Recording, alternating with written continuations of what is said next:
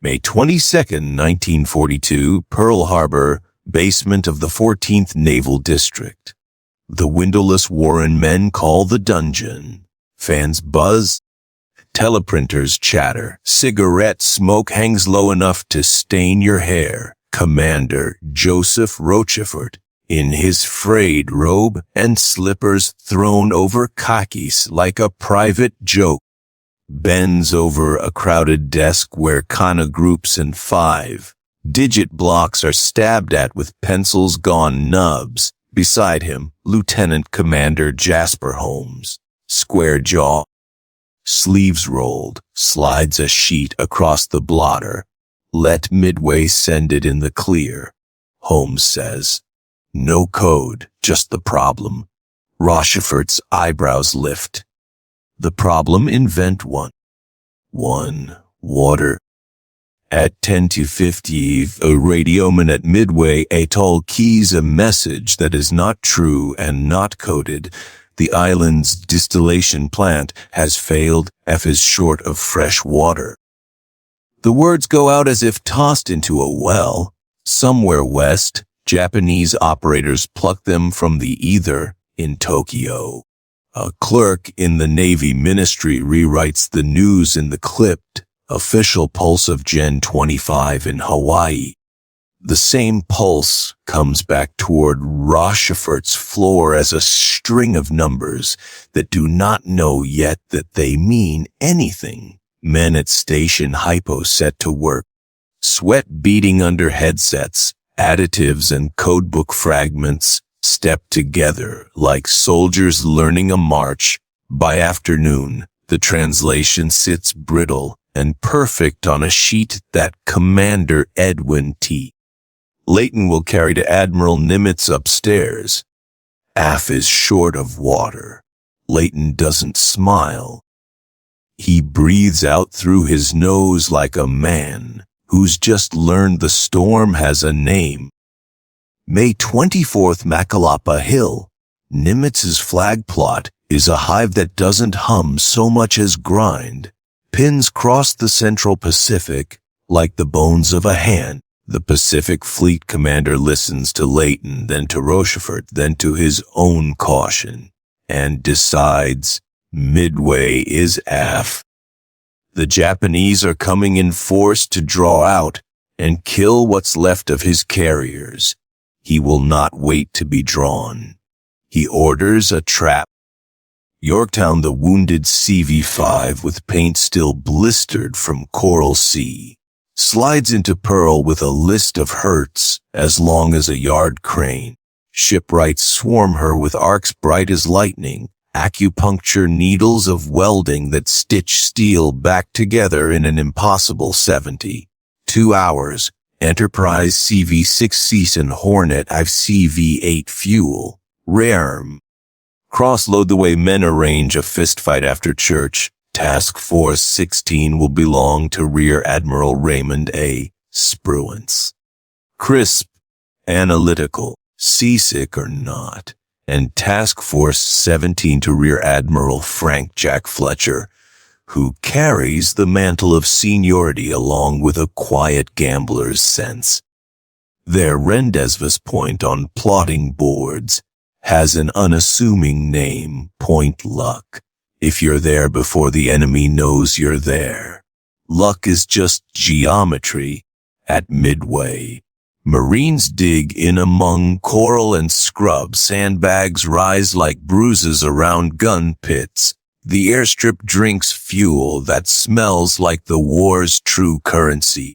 Navy Bi-Catalinas fan out at dawn in radarless arcs that last until eyelids twitch of their own accord. B-17 squat heavy on coral, waiting for targets that won't care about altitude. In hangars, ground crews coax SBD-2 dauntless dive bombers into readiness with safety wire and stubborn will. This island smells of guano and hot oil. May 27th, Hashirajima Anchorage, Inland Sea, Codebreakers. The striking arm that lit Pearl Harbor is a city on water, fleet carriers, Akagi, Nagumo's flagship Kega, Asorai, and hairy steam in a diamond guarded by cruisers Tone and Chikuma and a pelt of sleek destroyers on Akagi's flag bridge. Vice Admiral Chichi Nagumo listens to Air Staff Officer Commander Minoru Genda review the dance, reconnaissance seaplanes at dawn. First strike to neutralize Midway's airfield. Keep the second wave ready for the unexpected in hangars below. Canvas is peeled off 6 MEM-20's D3A1 Val dive bombers and B5N2 Kate. Attack planes, cowlings shine with handprints. Crews roll 2250 Kaji and 800 Cocoa bombs past racks of Type 91 torpedoes. The war's yes or no ballots. First, the ocean is blue and endless in every direction, but not empty use.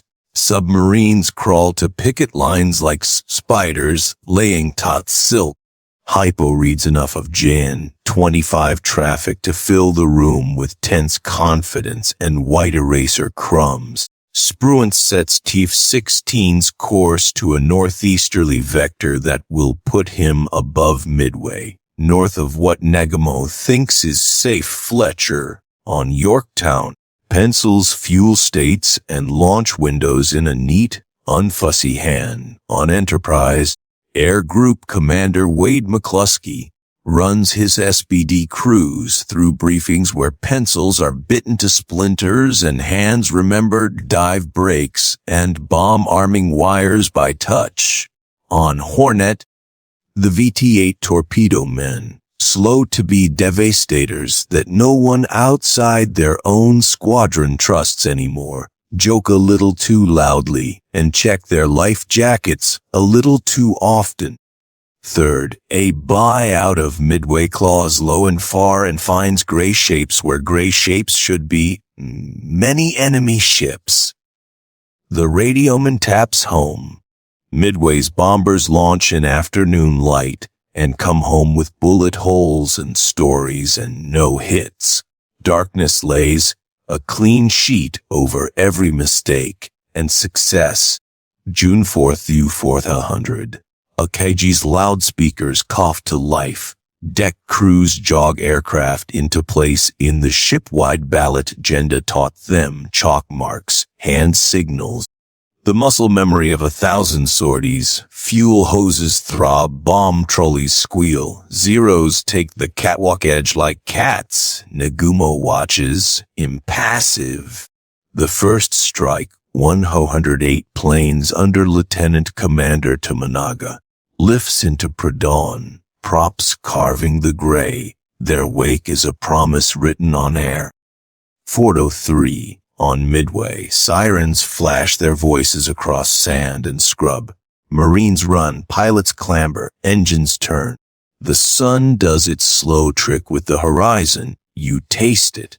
The electricity that lives at the edges of maps and orders. Somewhere north, 2 American task forces smell it too. The trap's jaws are open, but the hunter must stay still. The ocean takes a breath. June 4th, 1942, 0534 Midway Air Operations. A operator bends to his key as if to prayer.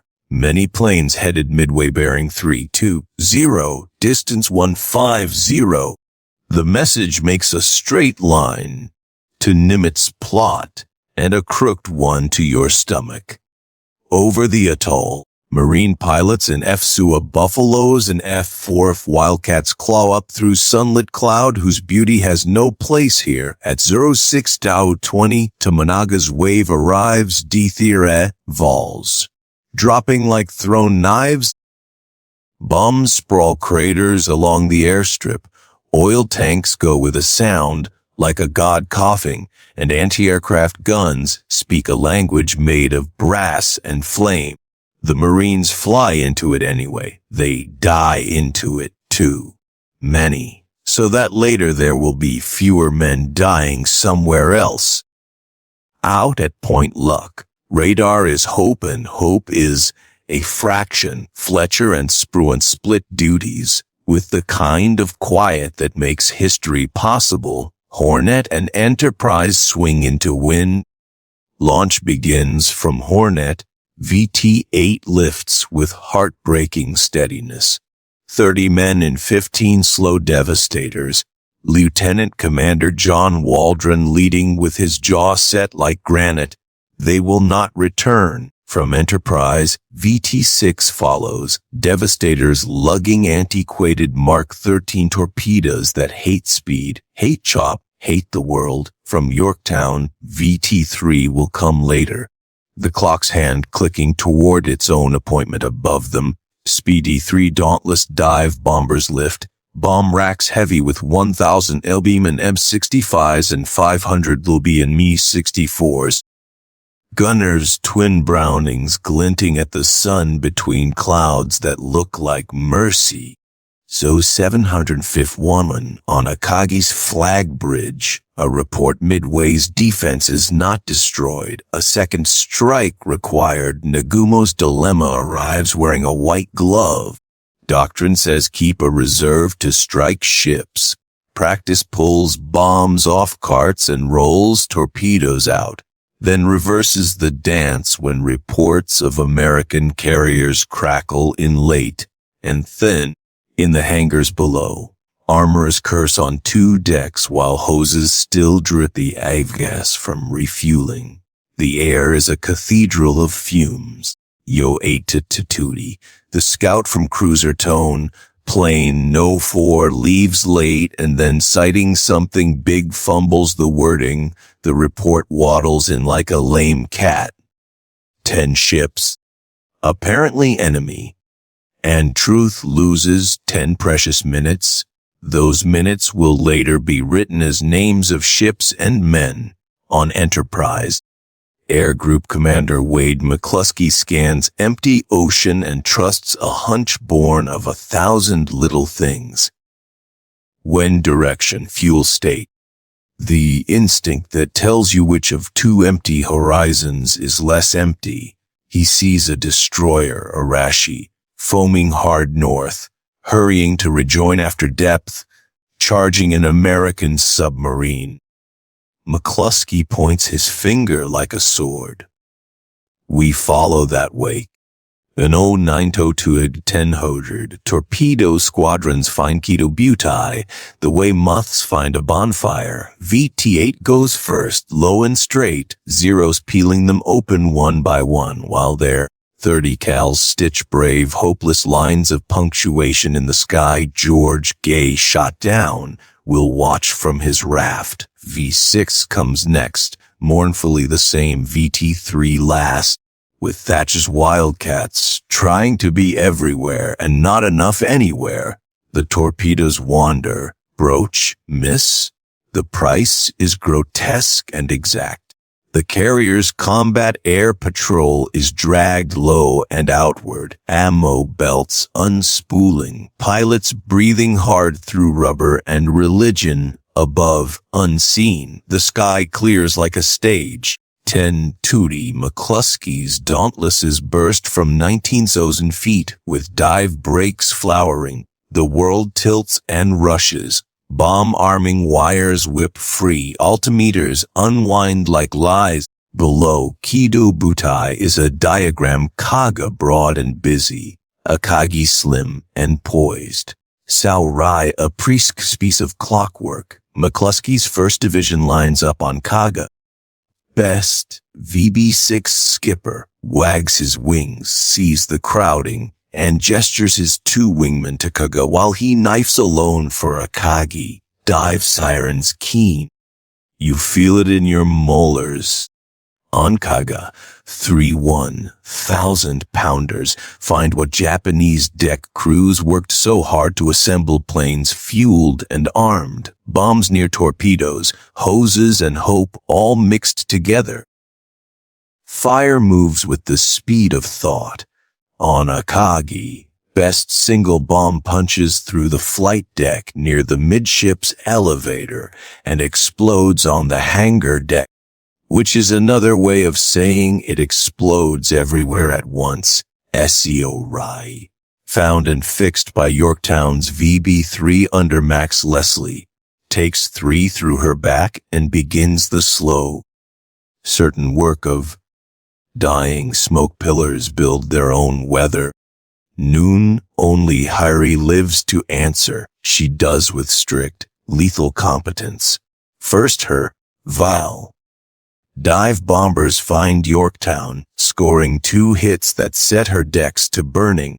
Damage control works a minor miracle and steadies her. Then come the KT.